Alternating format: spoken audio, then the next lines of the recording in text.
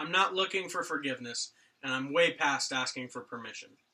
Words from Captain America or Steve Rogers after spending 2 years as a criminal after Marvel's Civil War event. Marvel's Civil War is an event that tells the story of an altercation which happens between Iron Man or Tony Stark and Steve Rogers or Captain America over a disagreement on something called the Superhuman Registration Act. The Superhuman Registration Act is created because of fatal tragedies that superheroes had been causing due to recklessness, which was causing civilian casualties. The Superhuman Registration Act is then passed to each superhero and asked for them to sign it so that the government can know their secret identity, what their powers are, where they live and where they work, and any information of how to take them down in case they were to go rogue or start causing problems, which actually happens very often. Tony Stark sides with the Superhuman Registration Act, knowing that it'll help keep supers accountable, while Captain America passes on the act and decides to instead become an outlaw. In Marvel's Civil War comic, there's a quote towards the beginning where Captain America passes up signing the Superhuman Registration Act simply because wearing masks has been a tradition in the country for years to come. I'm going to pass that around so that our audience can look at this panel. Now, in the comic books, some of the things the Superhuman Registration Act entails, like I said, the government would know their powers, where they live, how to take them down if they needed to, and basically all the details the supers would have about themselves and what teams they would be affiliated, although the only people that could access this would be SHIELD, which is the Strategic Homeland Intervention and Enforcement and Logistics Division, which works with the U.S. government, which is also led by Tony Stark, also known as Iron Man. Although Steve Rogers decides that because wearing masks has been a tradition and this will take away some of the super's powers, he would rather say no to this and rather deem himself as a vigilante and keep doing the work he's doing.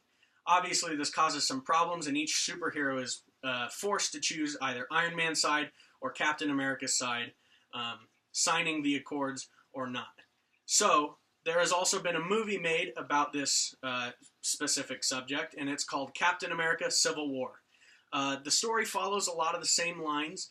In the beginning of the movie, Scarlet Witch, an untrained hero, accidentally causes 13 civilians to be killed in an accident in Africa. Although, after that, the Sokovia Accords, which are the movie replacement for the Superhuman Registration Act, are created, and each one of the Avengers are asked to sign. Iron Man obviously signs, as he does in the comic books, but Captain America decides to pass, instead thinking that he shouldn't have to do this because it infringes on his wills, even though it will keep people accountable and keep them safer than it did before. Here's a clip from Marvel's Civil War that will show Captain America nearly signing the accords, but then deciding not to because of a very peculiar reason. But I don't want to see you harm. We need you, Cap. So far, nothing's happened that can't be undone. So, we can make the last 24 hours legit. Barnes gets transferred to an American psych center instead of Wakanda prison.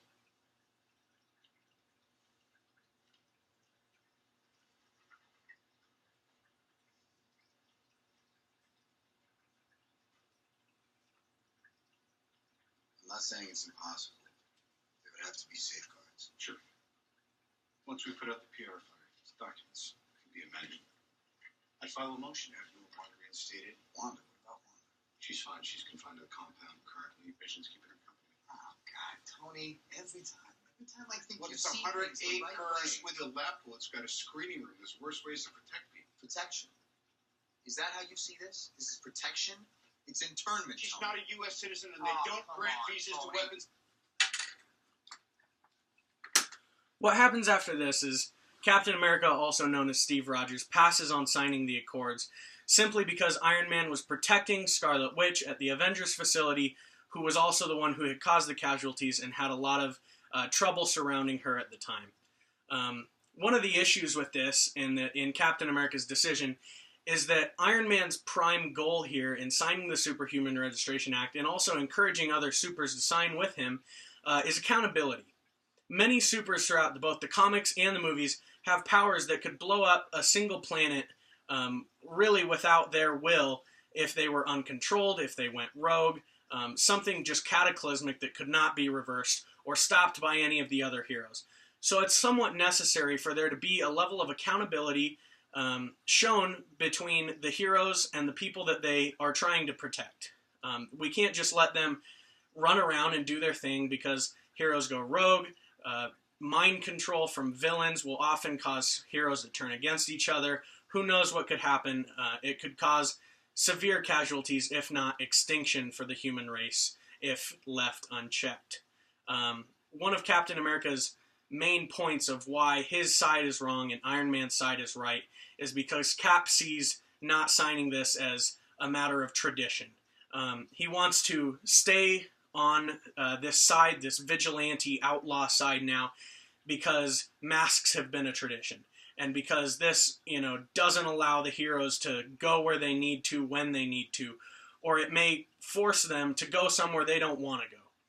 One of the issues with this is that although they are giving up some of their freedoms in order to keep saving people, they are still protecting people. At the end of the day, they're still doing a job that no one else can do. And S.H.I.E.L.D., which is kind of their boss at this point, if they sign, is not going to send them somewhere they don't need to be. They're the Avengers. They're the world's protectors.